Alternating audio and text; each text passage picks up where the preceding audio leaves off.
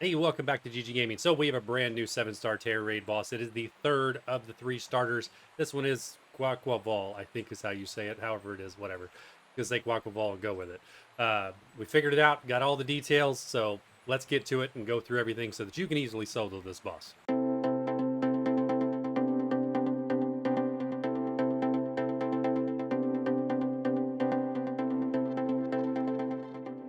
All right, so here we go. For this boss, this is what you're going to be looking at in this raid. It is a water Tera type, which means it's going to have weaknesses to electric and grass. Grass, not so good. Electric, though, is a actually great option because of the moves it does have. Speaking of which, let's talk about the moves. Got Aqua Step, no surprise there. That's a signature move. We knew it was going to have that. Brick Break, that one's interesting. Brave Bird, that's the reason you can't use grass because grass is weak to flying, and Brave Bird being one of the strongest flying type moves in the game at 120 physical damage. It really does wreck your grass types. But I think we may end up finding a few grass types that really do work in this. We just have to work with that Brave Bird. And then Ice Spitter, that's an interesting one as well. Of course, that wipes all the terrain stuff. So it's going to wipe your grassy terrain and other things like that off the field, electric terrain from Miraidon, etc. Here's the real kicker to this raid, though. It's not the moves. It's the ability. The ability Moxie is absolutely one of the most atrocious abilities in the game.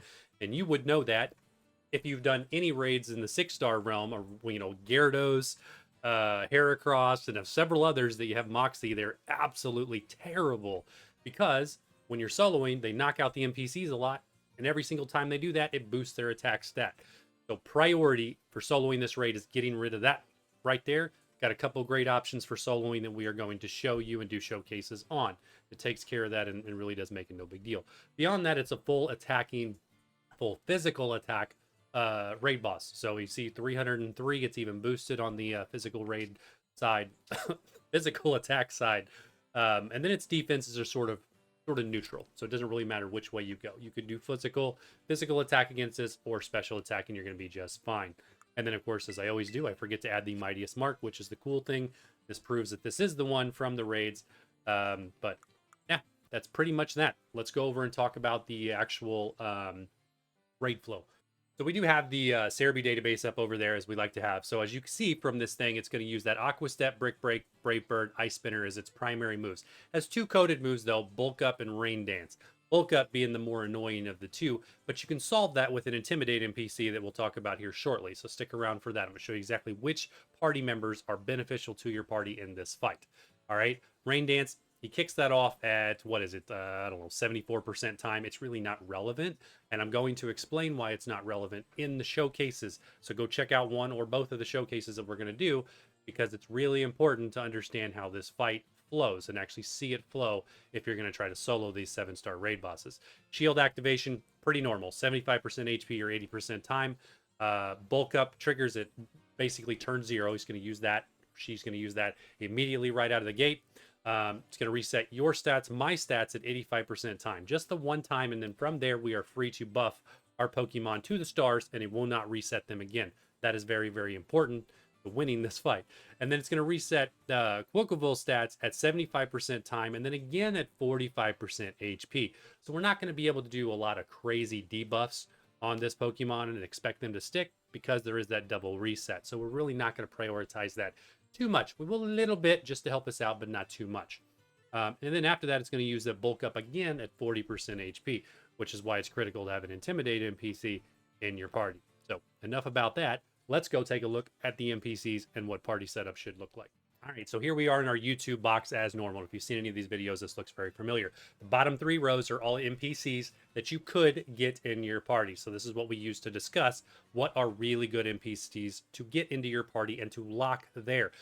Video link down in the description on reference videos on how to lock your party. Speaking of which, I will have Staravia locked in my party, proving that it can't be done. Check out that video. It works very, very well. So Staravia, it will be in both of the showcases. That is our Intimidate NPC. Gardevoir or Arboliva will be great. Gardevoir probably the premier of the 2 because Arboliva puts down grassy terrain, which is going to get wiped out by that Ice Spinner a lot, but it does help and it will heal you a little bit. Gardevoir, on the other hand, uses Life Dew, helping you a lot in keeping your Pokemon alive. So if you can get her, great. I don't have her in this one, unfortunately. Bellabolt, don't need him. He's usually an MVP one way or another, but you do not need him because He puts up light screen, which is special, and we're not doing anything special here. Quaquaval, whatever it is, however you say the name, the duck is just all physical attack. All right.